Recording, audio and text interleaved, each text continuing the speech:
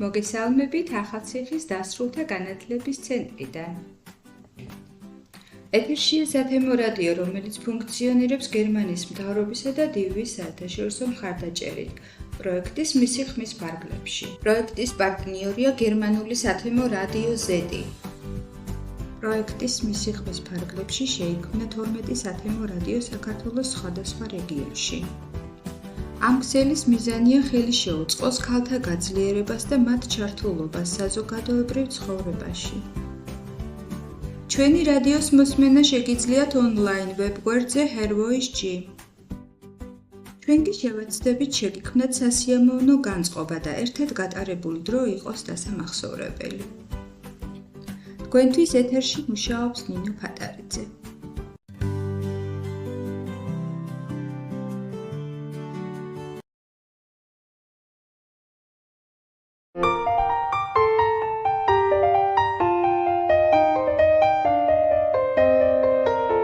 გამარჯობა, ხომ იცანით?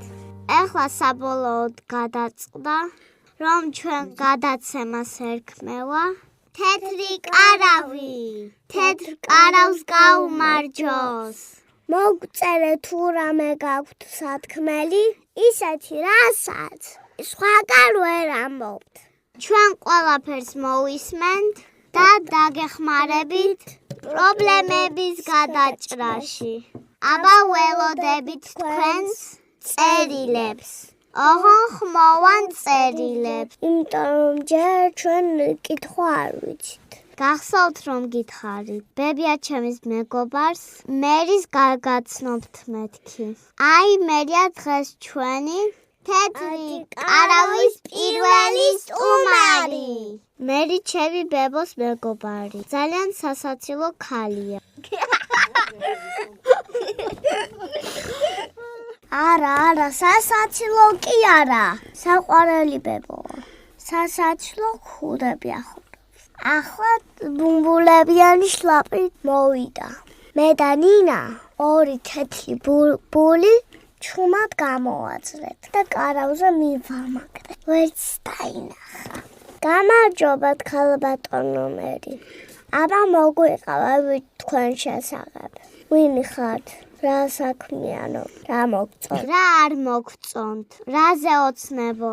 აბა დაიწყეთ. გამარჯობა, მოგესალმებით თეთრი კარავიდან. მე ვარ მერი 71 წლის. მუსიკის მასწავლებელი. ძალიან ბევრი მუსიკოსი მყავს აღზრილი და უფრო მეტი კი კარგი მსმენელი. აბა მუსიკის მოყვარული მსმენელი თუ არ გეყოლება, რა აზრი აქვს ისე ვისთვის უნდა დაუკრა. აი 70-ს გადავცდი და ყოველი ჩემი დილა იწყება ფორტეპიანოზე დაკვეთ. ჩემი დიდი დარდია რომ სულ დაიხურა მუსიკალური სკოლები და რამოდენიმე თითებზე ჩამოსათვლელი დარჩა.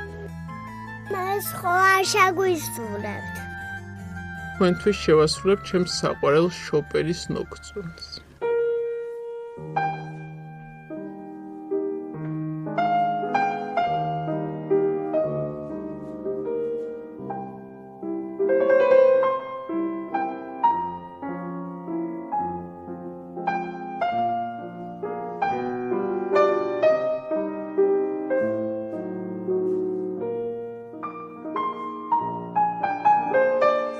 რაზე ოცნებობთ?